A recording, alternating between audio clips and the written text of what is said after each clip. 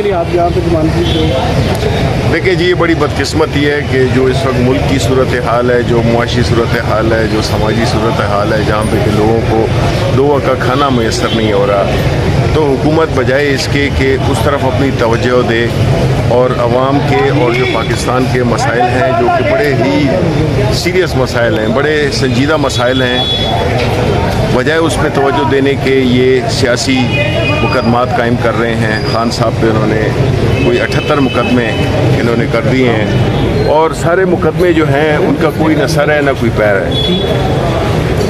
दफात का गलत इस्तेमाल हो रहा है। मकसद सिर्फ ये है कि किस तरह से खान साहब को प्रेशर में लाया जाए और उनको अदालतों पे एक ऐसा एक्सपोजर दिया जाए जिससे कि उनकी सिक्योरिटी कंप्रोमाइज़ हो। तो हम तो खान साहब के सिपाही हैं और हम तो आते जाते रहेंगे अदालतें, और चाहे जेलों में जाना पड़े वो भी चले जाएंगे। लेकिन असल चीज़ ये है कि मुल्क इस वक्त बिल्कुल तबाही के दहाने पे खड़ा हुआ है और इस वक्त अगर कुछ मुल्क के लिए ना किया गया और ये जो इस वक्त जो नाअहल करप्ट लोग जो हम पे मुसल्लत हैं, अगर इनसे हमने जान न छुड़ाई तो मुझे इस बात का मुकम्मल यकीन है इनकी जो एक साल की जो परफॉर्मेंस देखते हुए कि इन्होंने तय किया हुआ है, क्योंकि इनके अपने असासे, इनकी अपनी औलादें, इनकी जायदादें बैरून मुल्क में हैं, तो इनको कोई फ़र्क नहीं पड़ेगा। फ़र्क पड़ेगा तो जो लोग हैं जो कि पाकिस्तान के अवाम हैं उनको फ़र्क पड़ेगा।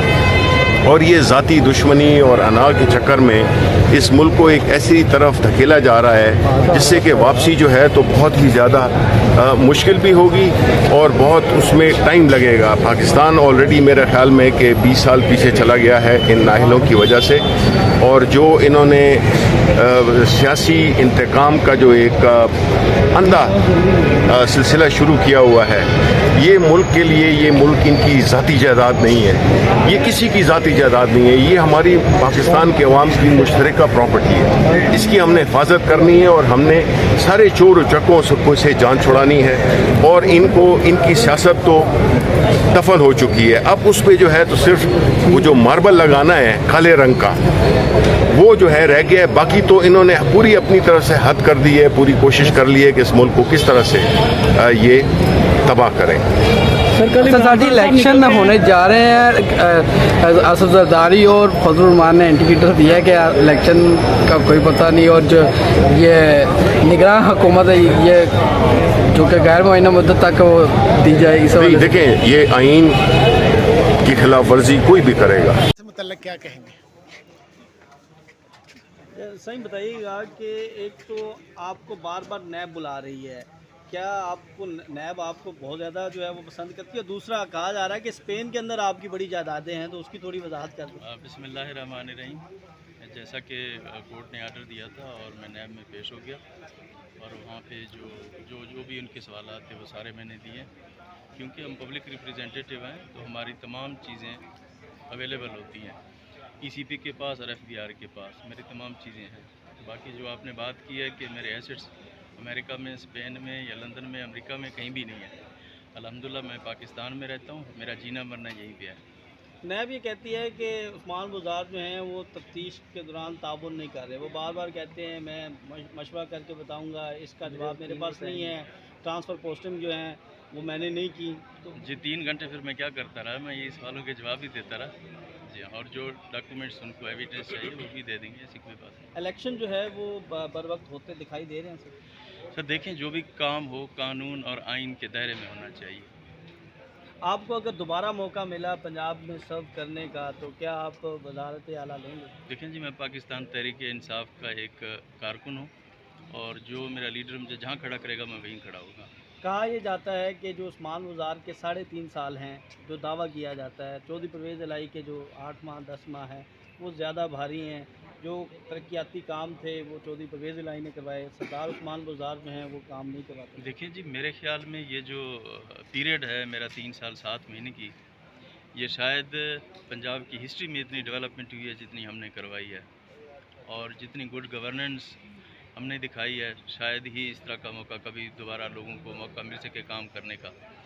अल्हम्दुलिल्लाह मेरी नीयत ठीक है और हमारा ज़मीर मुतमईन है। हमने जो कुछ किया इस सूबे और इस मुल्क के आवाम की खिदमत की है। फराह खान के हवाले से बात की जा रही है कि उसमें आपको मुकदमे में क्या हाल है सर? ठीक है, खैरियत?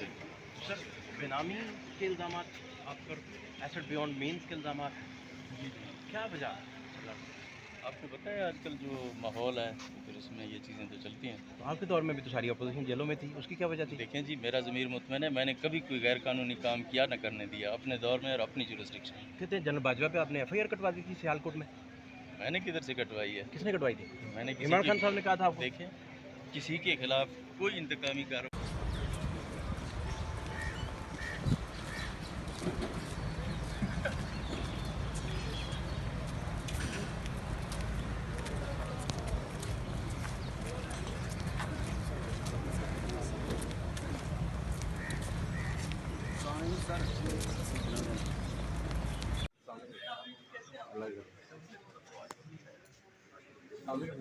सर बात कर लें थोड़ी सी आपने जो सर कानूनी कार्रवाई जब तक हुई है वो बता दीजिएगा सर। जमानत के लिए आए थे। केस ये है कि आपने मीडिया टॉक की और उससे ट्रैफिक जो है वो बंद हुई। अब मुझे नहीं पता कि अगर मीडिया टॉक करने के ऊपर जो है वो कैमरा मैन और रिपोर्टर्स वो भी सारे फिर इसमें जो है वो टू एक्यूज्ड होंगे। ये तो सारा जो कुछ हो रहा है वो मीडिया के खिलाफ हो रहा है, हमारे खिलाफ कम हो रहा है, मीडिया के खिलाफ ज़्यादा हो रहा है। मीडिया ऑर्गेनाइजेशन देख लें, उनकी पोजीशन दिन ब दिन जो है वो स्क्वीज हो रही है, कम हो रही है उनकी जगह। इसी तरीके से ये यहाँ पे इस वक्त जबर का दौर है। मैं समझता हूँ कि इन्हें ऑफिशियली अब पाकिस्तान को बर्मा या नॉर्थ कोरिया डिक्लेयर कर देना चाहिए।